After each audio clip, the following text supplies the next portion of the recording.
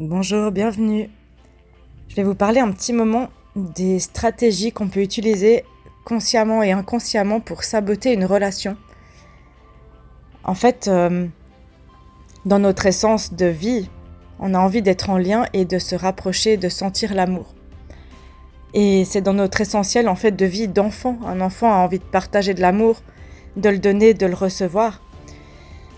Et parfois, quand il grandit, il reçoit des centaines de milliers de messages verbaux, non verbaux, implicites, explicites de la part de l'environnement et des figures d'attachement qui lui font mettre des costumes de survie pour s'adapter et réussir à recevoir du lien malgré tout. En fait, ces costumes, c'est comme si en tant qu'adulte, j'avais gardé un costume qui était devenu trop petit pour moi et je me sens étriquée dedans, mais je le connais très bien. Du coup, c'est parfois difficile d'en sortir. Et même si dans mon cœur, dans mon essence, j'ai très envie de sentir l'amour, la proximité et le lien, parfois j'ai des comportements, des actions, des actes, des paroles envers l'autre, envers mon ou ma partenaire, qui vont faire que je vais complètement saboter la relation malgré moi. Et après, soit je m'en veux, soit je reste dans « c'est la faute de l'autre ». Et là, on tombe dans l'erreur ou la faute ou l'autoflagellation de soi qui est pas très bonne non plus. Alors, une première clé, c'est de les identifier quand ces schémas apparaissent dans la relation à l'instant T, de les désamorcer, de gérer la réactivité et surtout d'avoir de la compassion pour soi. La compassion pour soi, ça permet aussi de prendre cette responsabilité et de dire à l'autre « Oui, je suis dans mon costume de survie. Oui, j'ai eu du cynisme. Oui, je t'ai attaqué. Oui, j'ai boudé. Oui, j'ai fui le lien. Oui, je me suis sentie étouffée. Et je n'arrive pas encore à faire différemment. » Et ainsi, vous pouvez aussi aider la personne en face à avoir plus de compassion envers vous et à prendre peu à peu dans le lien, à prendre soin mutuellement de vos stratégies de survie. Voilà, parce que quand elle devient une seconde nature, ça devient une saboteuse. Et parfois, on n'arrive plus à l'identifier et on s'identifie à elle. Donc ça veut dire que moi, par exemple, j'ai un masque du cynisme que j'ai quand même lâché depuis quelques années. Et quand je suis activée dans un lien très fort, touchée dans quelque chose, il peut ressortir. Et l'autre personne, si elle est sensible à ça, c'est très compliqué. Donc dans les stratégies de survie, on en a vraiment beaucoup. On a la maladie, la victimisation, taire sa colère, la suradaptation, on en a plein. On s'adapte à l'autre. Et toutes ces stratégies, en fait, elles ont été tellement extrêmement utiles dans un contexte familial où la figure d'attachement devait prendre soin de moi, où en fait cette émotion que j'avais n'était pas accueillie, elle était réprimandée, ou alors elle faisait peur si je l'exprimais parce qu'il y avait une représailles derrière. Et ça fait qu'adulte, je peux avoir tendance à fuir des situations où l'autre a une émotion, à sourire face à des situations qui me mettent en tension, à avoir un masque de l'humour, ou à juste être sidérée, attendre que l'orage passe, sans rien dire. Je tais tout, la frustration, la colère, mes besoins, mes envies, et un jour j'explose. Ou alors je me perds dans des fuites majeures. Le sport, l'alcool, les relations extra-conjugales. Et du coup, c'est important d'apprendre à avoir des conversations posées dans la vulnérabilité avec le temps de parler de ces choses, de prendre le temps, de mettre de la tendresse, de la présence, de la lenteur, du soutien, un peu d'humour, de la légèreté, et de pouvoir créer un espace où on peut parler de ce qui met en colère, de ce qu'on fuit, de ce qui nous écrase, de ce qui nous fait peur, dans un cadre qui est créé pour le couple et par le couple, sain et sécurisé, dans lequel on peut expliquer ce qu'on accepte, ce qu'on n'accepte pas, et qu'on prend soin de cet espace ensemble.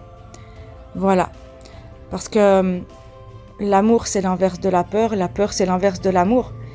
Et si on brise pas cette glace, on reste dans une illusion de la relation et on a tendance à analyser l'autre en permanence, à aller vite et à fuir tout ce qui va pas et à penser que ça va se régler tout seul. Et en fait, ça prend des proportions au fil des mois et des années qui montent les frustrations de part et d'autre et on n'est pas bien après. Et ça crée de l'hypervigilance et du stress constant pour tous les deux, toutes les deux. Et c'est important d'avoir un objectif de vie, de aussi nourrir cette relation. Parce que vous la vivez tous les jours, cette relation. Alors, comment vous la nourrissez à deux ? Que ça soit des amitiés, un partenaire, voilà, des relations qui nous tiennent à cœur. Ça équilibre notre vie de les rendre sains et de les rendre possibles, de rendre possible la beauté au sein de ces espaces relationnels. Et c'est important de voir ces liens comme un long voyage, un parcours, et pas une finalité, et de profiter de ces espaces, de profiter des paysages, des escales, avec célébration, d'honorer ces espaces, d'honorer les conflits parce qu'ils permettent de réparer après, d'honorer les émotions qui sortent parce qu'elles nettoient. Et parmi les stratégies de survie, on a aussi la décharge émotionnelle sur l'autre. Il y a une différence entre dire à l'autre « ça me touche parce que » et « je n'accepte plus parce que » ou bien exploser et imposer. Et la stratégie de décharge, elle arrive souvent chez les désorganisés et les anxieux. Pas toujours, hein. Des fois, elle est saine, hein, l'explosion, parce que la personne, elle n'a pas été respectée dans ses limites pendant tellement longtemps qu'elle explose ou elle n'est pas entendue. Et si elle vient souvent et qu'elle n'est pas gérée parce qu'elle vient pour tout et n'importe quoi, ça c'est la partie ventraux du nerf, voilà, qui va exploser. Et souvent, c'est quand on a été dans un environnement qui était anxiogène. Et voilà, ça continue à l'âge adulte. Donc en fait, on peut avoir, face à toutes ces stratégies de survie, on peut découvrir des stratégies de vie et il est possible d'en prendre soin à deux. Voilà.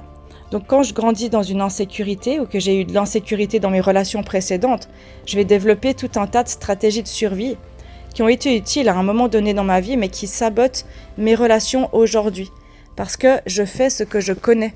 Du coup, je reste dans ce que je connais, et dans ma conscience, je veux autre chose. Mais par contre, est-ce que je suis capable de créer autre chose ?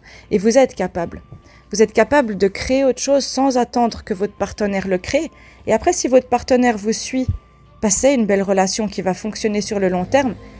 Si votre partenaire ne suit pas et n'a pas envie de faire ce chemin, ça va pas fonctionner. Voilà, parce que c'est vraiment à deux. Donc l'idée, c'est d'apprendre à identifier ces costumes, ces stratégies de survie, de prendre le recul nécessaire et de savoir de quoi j'ai besoin comme sécurité intérieure pour réussir à sortir de cette stratégie-là. Ça, c'est la première étape du changement, c'est d'en avoir conscience et ensuite de mettre un pouvoir d'action. Par exemple, gérer la réactivité. Par exemple, s'excuser auprès de l'autre, de dire « pardon, j'ai explosé, je m'excuse, ça m'a activé quelque chose de douloureux. Qu'est-ce que ça t'a fait à toi, mon comportement ?» Et ça aide à être honnête avec soi, déjà à prendre ses responsabilités et à avoir de la douceur et de la compassion pour soi et de la compassion pour les stratégies de survie de l'autre. Et puis ça ouvre un espace pour aborder les choses différemment et vraiment, vraiment profondément aller apprendre à en prendre soin en fait ensemble, tous les deux, toutes les deux, ensemble. Dans les styles d'attachement insécure, on voit beaucoup de sabotage, d'auto-sabotage déjà. Est-ce que je peux être aimée par cette personne ? Est-ce que je le mérite ? Et du coup, est-ce que je reçois son amour ? Ou est-ce que c'est trop beau pour être vrai ? Et du coup, je vais toujours faire quelque chose pour saboter parce que j'ai jamais appris à être aimée auparavant et que je n'y crois pas. Ou bien est-ce que j'ai un schéma où, au fond, à chaque fois que j'ai eu du bonheur, de la stabilité, de la sécurité, j'ai fait l'expérience que ça allait s'en aller. Et du coup, hop, mes saboteurs arrivent et je sabote toute la beauté de cette relation. Voilà. La plupart du temps, c'est pas avec une intention, hein. C'est parce que la personne, elle va rejouer complètement inconsciemment ses peurs, ses blessures, ses besoins pas comblés d'enfance, ce qu'elle aurait eu besoin enfant. Et surtout, dès qu'elle est activée par quelque chose qu'elle n'identifie pas, là, son costume de survie, il va se réveiller. Et des fois, on comprend pas du tout la stratégie de survie de l'autre et on comprend même pas qu'un truc qu'on fait, ça puisse l'atteindre autant. Mais l'autre mot, la clé de voûte, c'est d'être curieux, d'être curieuse. Quand l'autre sort son costume, si je lui dis « ouais, mais ça sert à rien là, de te mettre en colère pour ça », à la place de ça, je peux dire « raconte-moi, qu'est-ce qui se passe pour toi ? T'es en train de vivre quoi là ? Tu veux me le partager ?» Pardon. Les attachements insécures, c'est surtout les anxieux, les évitants, les désorganisés. Si on prend la théorie de l'attachement, parce qu'après, encore une fois, il y a d'autres prismes. Dans le prisme Imago, on lit plutôt ça par blessure dans les stades de développement de l'enfance, entre autres. Et ça revient au même, mais c'est un peu plus spécifique. Et je verrai en 2026 si j'ai un peu plus le temps de vous faire des vidéos là-dessus, si vous êtes intéressés. Et d'ailleurs, n'hésitez pas, si vous aimez ces vidéos, à les liker, à les partager, parce que moi, ça me motive à prendre le temps de vous faire tous ces messages et à prendre soin de vous aussi. Et ça fait tourner la chaîne et c'est toujours chouette. Donc voilà, merci pour ça. Et alors, dans ces styles d'attachement-là, on peut avoir pour le ou la désorganisé, une oscillation en fait entre un besoin de proximité qui peut être parfois intense et la peur de l'intimité. Ça veut dire que je deviens chaotique avec des montagnes russes émotionnelles. Je veux être proche, mais quand je contrôle, quand je vais dans le lien. Et dès que je suis proche, si l'autre fait quelque chose qui m'active une blessure, pouf, je peux devenir froid, fuir, piquer, avoir du cynisme. Et ça, c'est parce que j'ai du mal à y croire et à recevoir, en fait. C'est que je veux être au contact, réparer, venir au contact, mais dès que je suis au contact, c'est douloureux. C'est douloureux si c'est pas ce dont j'ai besoin. Donc là, c'est vraiment d'apprendre qu'est-ce qui me donne de la sécurité pour être au contact du lien. Et souvent, pour les désorganisés, c'est la lenteur et la présence. Mais quand je dis la lenteur, c'est une extrême présence. C'est qu'ils puissent sentir le berceau inconditionnel sans qu'on leur demande rien en retour et qu'on leur offre cette sécurité. Avec le temps de se déposer dans les bras, par exemple. Chez les évitants, on a cette peur d'être envahi, d'être étouffé. Ou d'être rejetés qui les amène à se protéger très très fort. Dès qu'on leur fait sentir qu'ils sont pas assez, hop, ils se mettent dans leur coquille, la fuite, la froideur, le détachement, le rationnel dans leur tête, et ils fuient par d'autres personnes, par mettre l'énergie sur d'autres personnes, par le travail, les loisirs, les passions. Et ils mettent la relation en dernière des priorités, parce que ça leur réveille ce gros bouton rouge-là. Chez les anxieux, on a plutôt cette peur viscérale d'être abandonné et qu'on leur fasse sentir que leur ressenti est faux, en fait. Et ça les pousse à chercher en permanence des preuves d'amour. Et ça les rend dans la dépendance, dans les jalousies, dans les reproches, dans le contrôle de l'autre, dans se rendre indispensable pour faire sentir à l'autre que l'autre ne peut pas les abandonner. Et en fait, chaque style a des costumes assez spécifiques. Okay, mais après, on est différentes avec des histoires différentes. Et voilà. Donc, tous ces comportements, ça crée un cercle vicieux, une boucle vicieuse qui se reproduit. Et plus l'un va chercher à rassurer l'autre, à se rassurer soi-même ou à se protéger, plus l'autre se sent envahi, abandonné. Et en fait, si on ne prend pas soin de ça ensemble, en général, le fossé, il s'accentue au fil des années. La frustration, elle monte et après, on est en permanence en hypervigilance parce que l'espace relationnel, il est plus sécure, il est plus safe et il est dangereux. Du coup, en général, on n'a pas envie de quitter cette personne en face, mais on a envie de quitter la sensation que nous procure cet espace qui est plus agréable, en fait. Voilà. Donc, faites de l'imago, faites des stages imago, ça désamorce tout ça et c'est une technique vraiment, vraiment, vraiment magnifique pour aller explorer tout ça.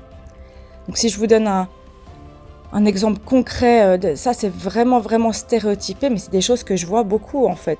C'est dans un attachement anxieux, la personne, elle a l'impression que dès qu'elle lâche l'espace de la relation, il ne se passe plus rien. Du coup, elle peut envoyer 10, 15, 20 messages à l'autre dans la journée, ou même 2 ou 3 pour savoir si tout va bien, qu'est-ce que l'autre fait, qu'est-ce que l'autre mange. Et en fait, si l'autre répond pas, ça peut les mettre dans une colère noire, dans un sentiment d'abandon, d'incompréhension. Et puis en fait, l'autre personne, elle s'épuise et elle se sent étouffée, envahie, parce qu'elle elle sait pas comment réassurer, répondre à cette demande de réassurance permanente en fait. Et ça crée de la tension. Après, on a dans un exemple chez un évitant, une évitante, c'est il ou elle va garder ses distances, va pas ouvrir sa vulnérabilité, va montrer du détachement, un masque impassible du visage, il va minimiser les problèmes, il va rationaliser ce qui se passe dans la relation. Et du coup, il ouvre très peu l'émotion, la connexion émotionnelle. Puis en fait, l'autre partenaire va se sentir repoussé, il va devenir plus insistant, et ce qui oblige l'évitant à se replier encore plus, quoi. Et c'est confortable pour un évitant, une évitante qui n'arrive pas à revenir dans le lien, d'être cherché en permanence, et d'un autre côté, ça les envahit. Donc ça, c'est une sacrée danse qui se rejoue tout le temps. Donc après, on a aussi dans l'attachement désorganisé, c'est l'illusion du début de la relation. Au début, je vais réclamer de la fusion, de la proximité, et puis tout à coup, il y a un truc qui se passe, et hop, je deviens froide, agressive, je quitte le lien, et c'est la fin des haricots et du monde. Et du coup, ça donne un climat qui est instable, qui est insécurisant, qui fragilise la confiance. Et pourtant, un désorganisé est la personne qui a le plus besoin de stabilité de la part de l'autre au monde, pour arrêter de faire ces allers-retours, justement. Parce qu'en fait, on a les mêmes blessures dessous, c'est juste le costume qui est inversé. Et ce qui est intéressant, c'est comment je peux identifier que je sabote, que je suis piégée dans ce schéma relationnel. Ok ? Que je suis en train de tester le lien en permanence. Par exemple, je pique l'autre tout le temps avec du cynisme, du sarcasme, pour le faire réagir, la faire réagir, mais en fait, je fais que accentuer la tension dans le couple quand je fais ça.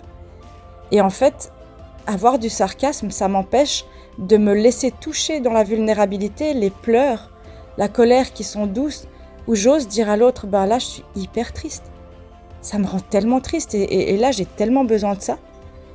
Et en fait, quand j'utilise le sarcasme, ça m'empêche de me montrer vraiment dans mon émotion. Et quand je m'empêche d'être, parce que je prends le risque d'être vue dans ma vulnérabilité, et ça c'est dangereux, parce que je pourrais prendre le risque de ne pas être accueillie par cette personne que j'ai choisie pour partager ma vie, et je tais tout ça, j'y enferme sous des costumes, et à un moment donné, il y aura une réaction disproportionnée. Donc ça veut dire que quand l'autre s'éloigne, j'ai de la panique, je vais retenir ou je vais repousser encore plus, ou j'ai un soulagement excessif quand l'autre s'ouvre un tout petit peu, et je fonce à l'intérieur. Enfin, il y a des conflits récurrents qu'on appelle en imago des luttes de pouvoir autour des mêmes thématiques. La disponibilité de l'autre, la distance, la confiance, la fiabilité. Et ça, c'est en fonction de nos stades en fait, d'enfance, de développement aussi, qu'on rejoue telle ou telle frustration. Ça, je peux vous en parler de manière plus spécifique si ça vous intéresse. Vous avez aussi la vidéo sur les tortues tempêtes qui explique un petit peu mieux ça. Et identifier que ma réaction du moment, elle n'est pas seulement liée à la situation présente, mais elle réactive mes blessures anciennes. Ça veut dire que quand j'ai mon masque de l'humour, mon masque de la froideur, mon masque de l'indifférence, mon masque de la fuite, mon masque de l'attaque, mon masque de l'explosion émotionnelle, de la dépendance, de la victimisation, en fait, à ce moment-là, je peux oser affronter ma honte et me voir dans le comportement que je suis en train d'avoir. Et qu'est-ce que je mets dans la relation quand j'ai ce comportement ? Et oui, l'autre m'a activé quelque chose, mais ce n'est pas de la faute de l'autre. C'est de la faute que j'ai une blessure qui est mise en lumière. Et à ce moment-là, je peux ouvrir une vulnérabilité qui est différente si je prends un temps d'espace pour analyser comment je me comporte, à quoi c'est dû, quels petits pas je pourrais faire différemment et essayer de faire différemment, et comment je pourrais transmettre à mon ou ma partenaire ce qui est en train de se passer. Donc après un temps d'arrêt, de repos où je baisse ma réactivité, allez faire du sport, marcher, manger une glace, calmez-vous, enlevez l'urgence et ensuite transmettez ça à l'autre personne, de dire voilà, c'est venu appuyer sur mon bouton rouge, pif paf pouf, parce que ce dont j'ai besoin c'est ça, est-ce que tu te sens capable d'essayer pour m'aider à en sortir ? Parce que je vois que j'ai ce costume, que je sabote la relation quand je fais ça, mais je n'arrive pas à en sortir seule, peux-tu m'aider ? Et du coup, pour en sortir, déjà on prend conscience du schéma, je mets des mots sur mes comportements, mes réactions, parfois exagérées, parfois toutes pourries, et parfois qui viennent de l'enfance. Et du coup, j'identifie, par exemple, je sens que ma peur d'être rejetée me fait réagir fort, ou je sens que là, ce qui s'est passé entre toi et moi, c'est venu m'appuyer sur quelque chose, mais waouh, j'arrive pas à en sortir, tellement c'est douloureux. Et ce dont j'ai besoin par rapport à cette blessure, c'est ça. Est-ce que tu te sens de faire un pas vers moi ? Ensuite, on développe des systèmes, des stratégies de régulation émotionnelle. la relaxation progressive de Jacobson, des respirations, de la sophro, de l'écriture, des pauses avant de réagir, appeler un ami, une amie, de développer des stratégies pour pas réagir au moment où on est activé. Ensuite, on peut aussi aller s'excuser pour son comportement, de dire « je m'excuse, j'ai pété un câble ». Voilà, j'arrive pas encore à réguler ça, je m'excuse pour la relation, je m'excuse pour ma réactivité. Et de travailler ses pensées, donc on peut se raconter une histoire qui se transforme en positif. Donc ça veut dire que je questionne mes croyances. Dans ma tête, je peux me dire, si l'autre me répond pas, est-ce que ça veut vraiment dire qu'il m'aime pas, qu'elle m'aime pas? Si l'autre me répond pas, est-ce que ça veut vraiment dire que je suis rejetée ou est-ce que ça veut dire que l'autre a le droit d'être occupé? Et je transforme en fait la fin de l'histoire en quelque chose de positif. Et tout ça, ça nous amène à exprimer nos besoins et nos envies avec plus de douceur plutôt qu'avec des reproches, des tu qui tuent. Par exemple, j'ai besoin de sentir que tu es là pour moi, comme ci, comme ça, plutôt que tu fais jamais attention à moi, je peux jamais compter sur toi. C'est pas pareil à entendre. Et souvent, c'est aussi une question de fond et de forme, comment on transmet les choses. Tout ça, ça crée un énorme espace de sécurité dans cet espace relationnel, en fait. Donc vous pouvez créer des petites routines, un petit quotidien qui est rassurant, des petits rituels de connexion. Se demander une fois par mois comment on va, comment tu vas dans la relation. Des petits moments des espaces de vulnérabilité calmes. Et parfois, un travail avec un ou une thérapeute de couple, ça peut vous aider aussi pour transformer en profondeur le style d'attachement, identifier qu'est-ce que je fais pour saboter la relation et comment je peux en sortir, d'où ça vient dans mon histoire, parce que votre histoire, elle est unique. Personne d'autre a votre histoire, même si on se retrouve dans des styles d'attachement. Vous pouvez regarder 150 vidéos sur le sujet, c'est pas votre vie à vous. Donc ça, c'est important aussi d'aller voir votre fonctionnement à vous, d'aller utiliser des techniques qui vous permettent non pas seulement de comprendre, d'analyser, de décortiquer, mais d'aller sentir pour libérer ce qui est à libérer. Et moi, je vous accompagne là-dedans, j'ai des super techniques. À Genève, vous pouvez venir ou en visio. Ça marche très très bien. Et ça nous permet de pas seulement analyser, mais d'aller sentir pour libérer les mémoires. Voilà. Donc, moi, ce que je vous propose, c'est vraiment de vous observer pendant un moment qu'est-ce que je mets dans cet espace, qu'est-ce que je fais pour saboter. Et quand l'autre propose des tentatives de réparation dans la relation, qu'est-ce que je fais pour les accepter ou pour les rejeter? Et si je les rejette, qu'est-ce que j'ai besoin de différent que je ne transmets pas? Parce que sinon, je reste dans mon auto-sabotage et ça fonctionne pas. Imaginez un couple au début, il y a tout qui est reluisant, parfait, génial. Et il y en a un des deux qui a trouvé la bonne personne et qui se sent aimé. Et l'autre qui apprécie cette indépendance, son calme. Et petit à petit, il y a un décalage qui apparaît au bout de quelques mois, au bout de 2 ans. Et puis, la personne qui se sentait bien et enfin aimée, elle envoie plusieurs messages dans la journée. Tu penses à moi, tu rentres bientôt, t'es avec qui, pourquoi tu me réponds pas? Et puis l'autre personne commence à se sentir petit à petit envahie, à lire les messages puis à pas répondre tout de suite. Et l'autre personne, elle va dire « mais tu m'ignores encore, tu t'en fiches de moi, tu viens pas me visiter, tu t'intéresses pas à moi ». L'autre personne lit les messages puis elle soupire, elle se dit « bon, ça me saoule ». Elle va se fermer, se réfugier dans l'ordi, dans les jeux vidéo, dans autre chose. Et puis l'autre personne, elle pleure et la boucle, elle recommence encore et le fossé se creuse. Et en fait, ici, on a un choc d'attachement. Donc, dans la première personne, elle peut avoir une peur de l'abandon et elle cherche à être rassurée, mais pas en le verbalisant de manière douce, calme et explicative, en fait. Et l'autre a un attachement fuyant et a peur d'être envahi ou étouffé, alors il se protège avec des fuites ou en mettant de la distance. Et du coup, plus le premier réclame, plus l'autre fuit. Et ça, c'est un cercle vicieux. Donc après, ça, c'est vraiment un exemple général, parce que les costumes de survie, ils sont vraiment, vraiment bien cachés. Et souvent, on a envie de changement, mais on sabote inconsciemment parce qu'en fait, on fait ce qu'on connaît. Donc même si on a envie de changement, souvent, on ne sait pas très bien comment faire différemment, et surtout, ça nous fait peur. Parce qu'on ne sait pas trop ce qu'on va trouver après. Voilà. Donc, la prise de conscience, je regarde dans quel schéma je suis, je l'identifie sur le moment, j'essaye de voir tout ça avec de la compassion pour moi, de la compassion pour l'autre, et je cesse de prendre contre moi ce que l'autre fait. Je calme ma réactivité et je transmets mes messages différemment. Et surtout que quand on a des disputes qui viennent tout le temps autour des mêmes sujets, l'attention, la confiance, la disponibilité, la fiabilité, en fait, on peut travailler dessus. Et on peut travailler sur les réactions que ça génère par rapport à la situation qui parfois sont démesurées. Et si vous avez l'impression de rejouer des vieilles blessures en boucle, de saboter vos relations, de tester le lien tout le temps et de ne pas réussir à recevoir l'amour ou à le donner correctement, venez chercher un petit tremplin et faites-vous aider. Parce qu'on peut en sortir. On peut en sortir. On peut sortir de tous ces pièges, les nommer dans ce qui se passe. Reconnaître que c'est pas l'autre le problème toujours, mais c'est la dynamique de l'attachement qui se passe entre nous. On peut apprendre à réguler ses émotions. Il y a plein de méthodes.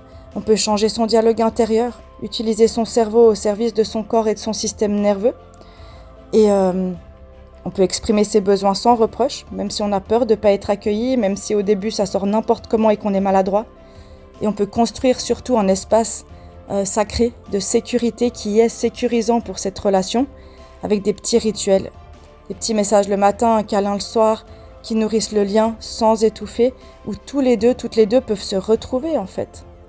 Donc voilà, c'est pas une condamnation à vie, ces styles d'attachement, c'est des lunettes à travers lesquelles on regarde la relation.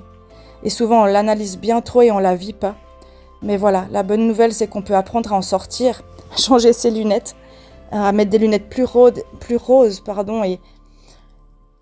et créer un amour plus apaisé, plus solide. Et ça c'est possible et vous pouvez le faire, vous êtes capable. Il y a des outils et vous n'êtes pas seul. Voilà, vous n'êtes pas seul. Vous n'êtes pas seul à vivre tout ça.